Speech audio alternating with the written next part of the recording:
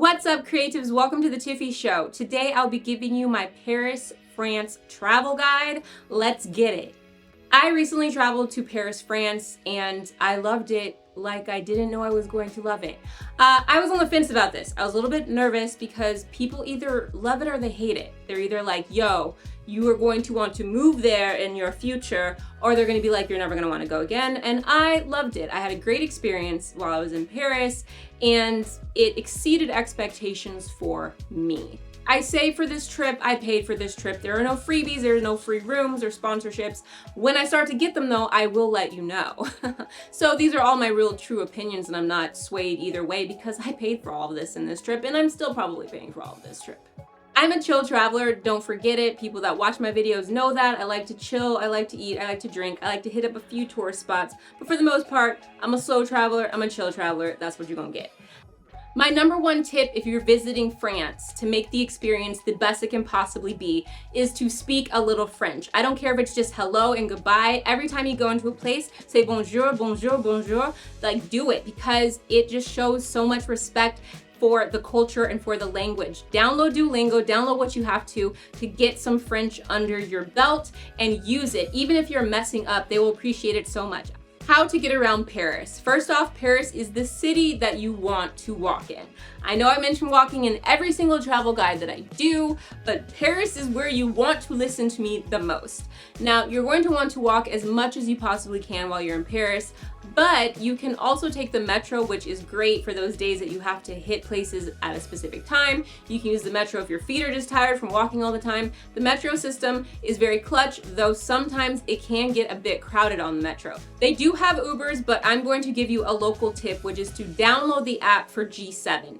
G7 is Paris's version of Ubers, and it is better. If you were traveling around Paris, you're gonna wanna use the G7 because the G7, they work just like Ubers. You have an app and they come and get you, and a lot of times they are taxis as well. But the cool part is that G7s are allowed to use the bus lanes, they're allowed to use special lanes at the train stations and at the airport, so you definitely want the perks of being in a G7. Also, fun fact, G7s, a lot of them have free Wi-Fi, so if you are a person that's only using Wi-Fi while you're on your trip, you can connect in the G7, and the funny thing is, because I'm one of those people, while you're just like walking down the street, sometimes your phone will randomly connect to Wi-Fi because the G7 is passing you by. So it's kind of nice to be able to get a few messages here and there while you're walking around and connecting to the G7's Wi-Fi. Where to stay in Paris?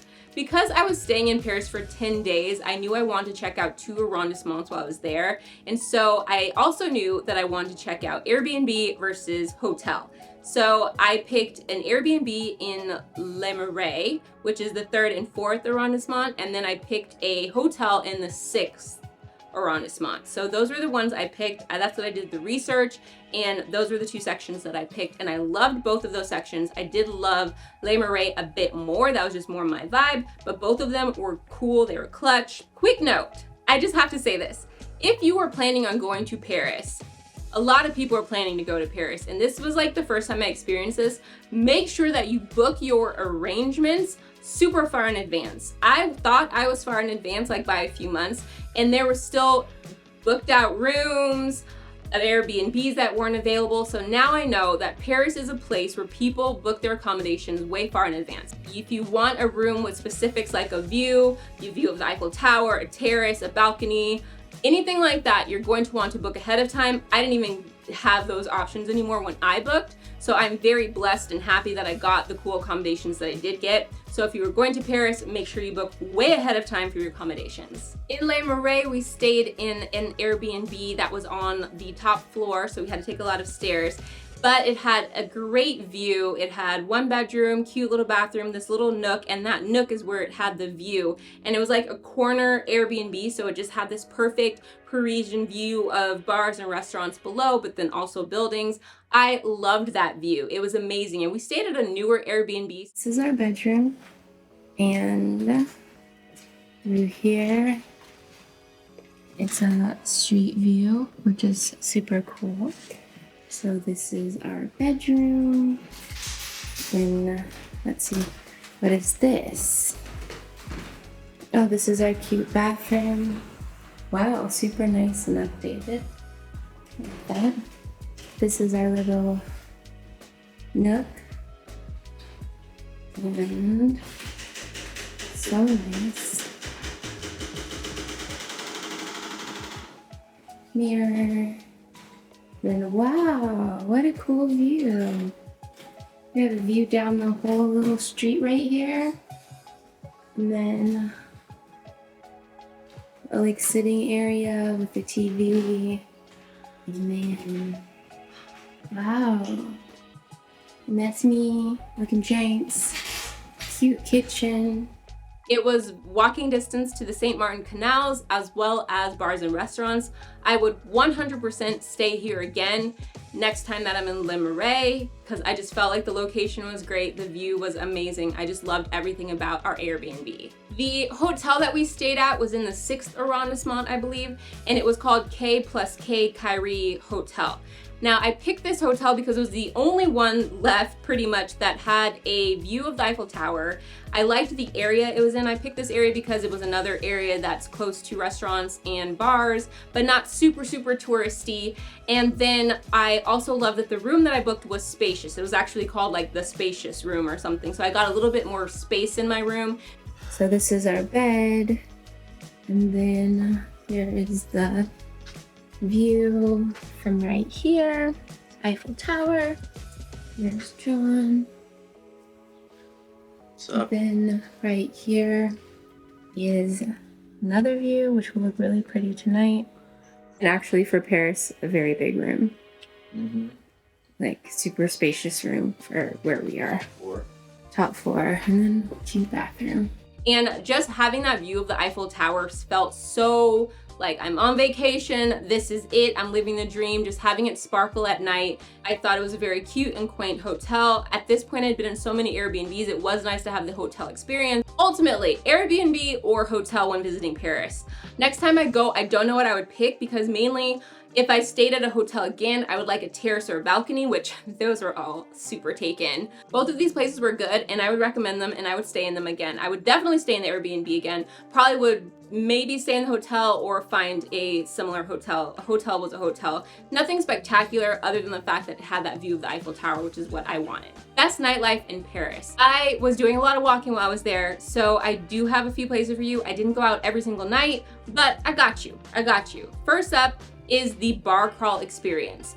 If you're going to Paris, I suggest the first night or the second night you're there, have a bar crawl booked. And I don't mean just like a pub bar crawl, like weird touristy thing. I found mine on Airbnb Experiences and it was so much fun. I picked a bar crawl that was going to take me to the underground, like cool little bars in Paris. And I just suggest you do this first night there or second night there to just get you rolling in terms of not being intimidated by the nightlife in Paris. You can make friends and possibly hang out with them for the other duration of your trip. So it's just good vibes, especially if you're a solo traveler. For the bar crawl, we went to 3 different bars. One was like a super underground hipster bar. The second one was kind of a bougie bar. And then the third one was a kind of grungy local bar. Love them all. They were all so much fun. And they were definitely bars I never would have experienced had I not done this bar crawl. But again, the best part of doing a bar crawl or something similar to this is that you are getting in your mindset that I'm gonna go out, I'm gonna socialize, I'm going to get with it in terms of Paris nightlife. Next up is Moussa Bar. This was a very cool, it kind of reminded me of Miami Vice or like an 80s tiki bar kind of feel. It was super cool. I love the interior design and it was a very cool place. And then the last place I checked out was called the Gatsby.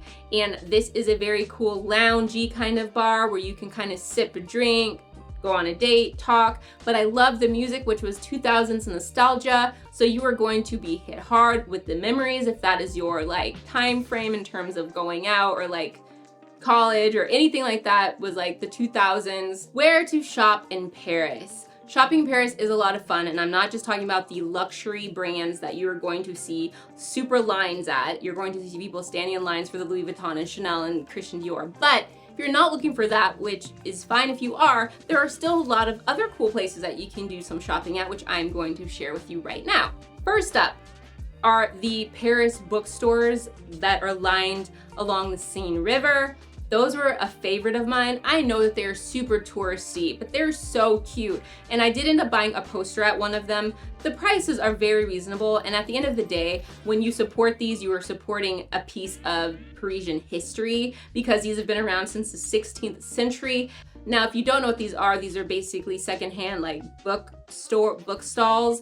They're called this, and they're just such a cool feature of Paris and a very touristy thing to do, but it is still pretty affordable to get a poster or a book or something from here and just have that be the story behind it. So I have no regrets. And I did find that one side of the river was a little bit cheaper with the book stalls than the other. Don't remember which one, so you're just gonna have to walk both of them and see what you like better. Merci. Merci is a famous everything store. It's bougie. You walk in, you pass a little Mini Cooper outside that you can take Instagram pictures in front of, and you walk inside and they have clothing, home goods, jewelry, shoes, skincare. They have a little bit of everything. So it is a great one-stop shop for your souvenirs and gifts for yourself. Some of the stuff is super pricey, but there is some stuff that is not as pricey. I got the, legendary, I love tote bags, guys. I'm a tote bag addict. So I definitely got the Merci tote bag. My husband got a hat, and it's just like I got some souvenirs and gifts as well here,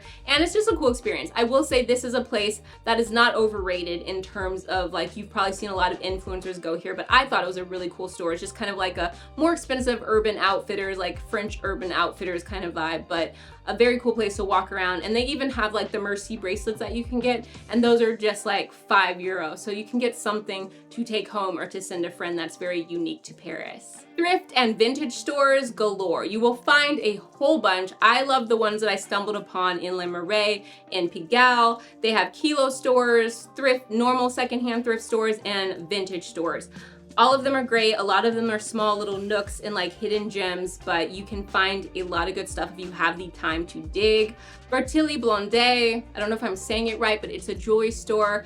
I loved this jewelry store. It had so many cute designs. I actually ended up getting this bracelet. My husband got me this bracelet while I was there, and they had things at every price point. So they had, of course, like precious metals, but then they also had like more affordable things that you could get as souvenirs. And the two ladies working there actually create the jewelry in a workshop right in the back. So you can see them making the jewelry while you're shopping, and they were the sweetest ladies.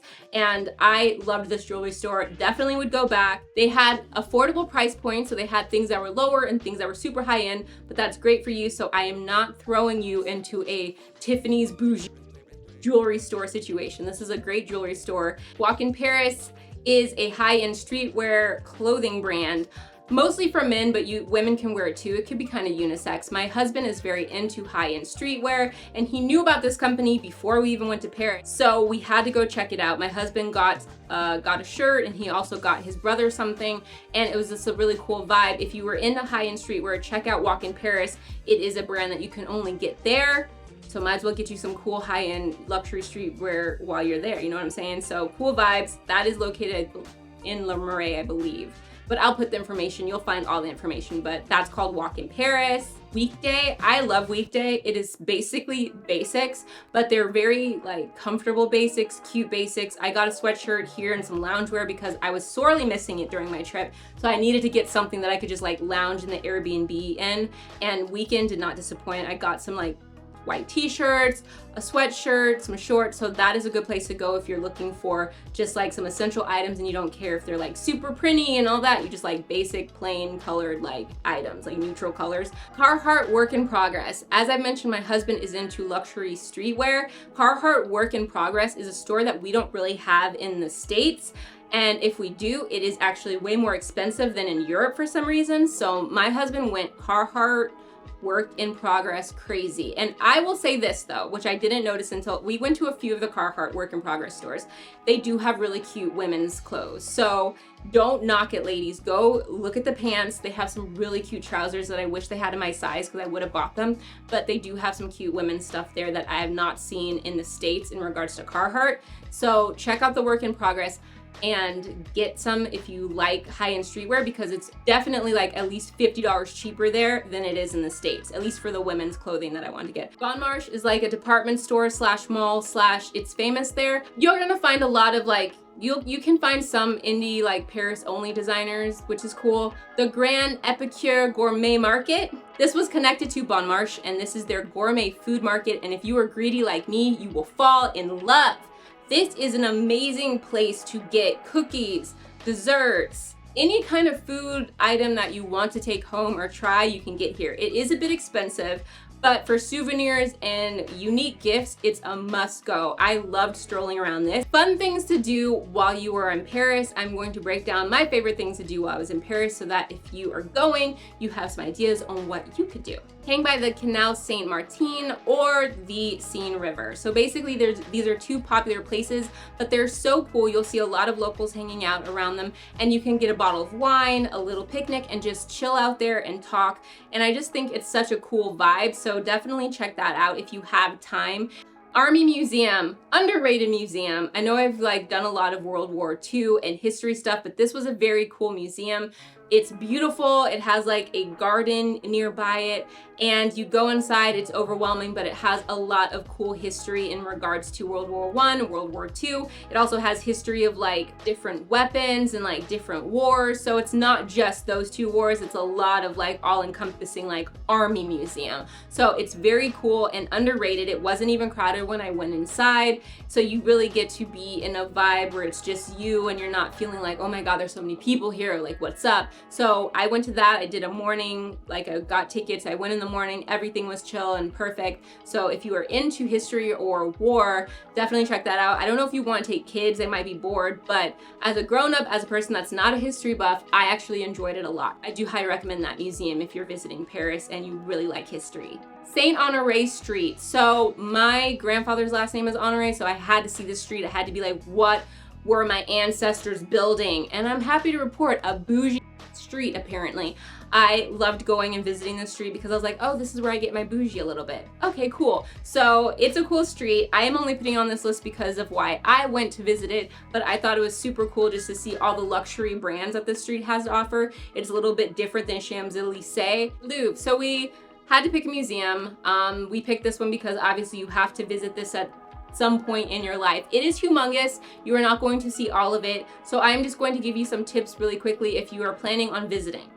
Number one is you're going to buy your ticket online, get a skip the line ticket, and make sure you pick the earliest time slot possible. You want this to be the earliest time slot because it'll be a little bit less crowded, and then also it's just such a time commitment. You'll have the rest of your day if you go in the morning, because then you'll see some of the Louvre and then you'll still have a day. If you go like in the middle of the day, it's like bye day, bye, it's gone. So definitely go in the morning, pick the earliest time slot. When you get there, it'll be very easy to figure out where you go for your ticket. If you can't figure it out, there will be people in uniform or taking care of other lines, and you can just ask them and they will point you in the right direction. So don't feel like, where do I go once I get this ticket? You'll figure it out. It's very easy. Plan ahead. You are going to want to know what you're going to tackle, the areas you're going to tackle, and basically we put a timer on our phone for 3 hours and we said, yo, we're doing this in 3 hours, maybe more, maybe less, but 3 hours is pretty much our limit. We were a little bit over 3 hours. The audio guide looks very cool. You should get it because it will explain things to you, but it is not the easiest to figure out, and it kind of like slows you down, I feel, at some point. So my suggestion, if you're doing the audio guide, is to kind of walk around a room, and then if there's some pieces that look like they're part of the audio guide, find them on there and then listen to what the audio guide has to say. But I do recommend the audio guide because I do like when it did explain things to me. So just know there's a bit of a learning curve with the audio guide, but once you figure it out, it can be helpful. My favorite two places of the Louvre were the Richelieu wing and the Denon area. That's because I love the sculptures and then I love the paintings. So those were my two favorite places. So if you want to add those to your list for the 3 hours, definitely highly recommend at least the sculpture garden in the wing I just mentioned, because I just thought it was beautiful. I thought it was actually more empty than a lot of the other places in the Louvre, and I thought it was one of the most beautiful. So that was just my suggestion if you're visiting, is to visit those two wings. Yay! The Center Pompidou. I did not get to go to the Pompidou. I wanted to, but I had to make a decision. I didn't have a lot of time in Paris, so we went to the Louvre. But you can still walk around the Pompidou and then, like me, go to the gift shop. I went to the gift shop because I heard it was a really great gift shop. I was like, I don't want to miss out on that. You can go to the gift shop without having a ticket to go inside the museum, and I ended up buying some stuff. So that is something that you can do. And then, like, in front of the Pompidou, they have picnics and hanging out, so that is also something you can do. But regardless if you go to the museum or not, it's still a cool museum to see because the architecture is super cool on the outside. Eiffel Tower. You're going to want to see the Eiffel Tower, especially if it's your first time in Paris like it was mine. We took a roundabout way to get there. We took the park route. So when you're looking on ways to get to the Eiffel Tower, you will see a route that takes you through a park. I suggest you do that one. I will write down the park down below. And when you do that, you get spit out right in front of the Eiffel Tower, but a little bit further away from like the super touristy area of the Eiffel Tower. So if you want to start taking pictures, you can start taking pictures before you hit all of the people. The cool thing is when I went, they were actually doing renovations on the grass, so the whole grass wasn't covered with picnics. So that was nice. So I actually got a picture with the Eiffel Tower where it didn't look so touristy. And then from there you can walk up closer and see the Eiffel Tower in person and be like, ah! Arc de Triomphe. Arc de Triomphe was really cool. We walked to it. We also took the tunnel so that we could be close up on it. It was very interesting to see that roundabout of crazy cars. And then super cool, if you want another tourist experience, which is to see the influencers standing in the middle of the street, risking it all for the gram, then you can also see that at the Arc de Triomphe. It was a cool sight to see. And then from there, you can go to Champs-Élysées, which is their bougie street. When I went, the street was closed to cars. I don't know if that's something that's always like that, or if it's just like during the weekend, but it was closed to cars, so we could walk the whole street and see all the shops. It was like a bougie person's dream come true. They had a Nike store, a Chanel store, Christian Dior, like all of the most bougie stores you'll find there, along with the lines accompanying them to get inside of them. But very cool street to check out. There's also a Burger King. This is for us. Burger King. For the third time. Third time. It just hits different here. It was good. Can't help it. I know. And Burger King. You know, I like me some Burger King, so if you want to check out a Burger King on Champs-Élysées, they got one. That's all I have to say in regards to Paris, France. If you haven't, make sure that you check out my other travel guides and share, like, subscribe, and comment. Comment below. Let me know if you've ever been to Paris, France, and anything that I missed, and I will see you next time. Stay creative.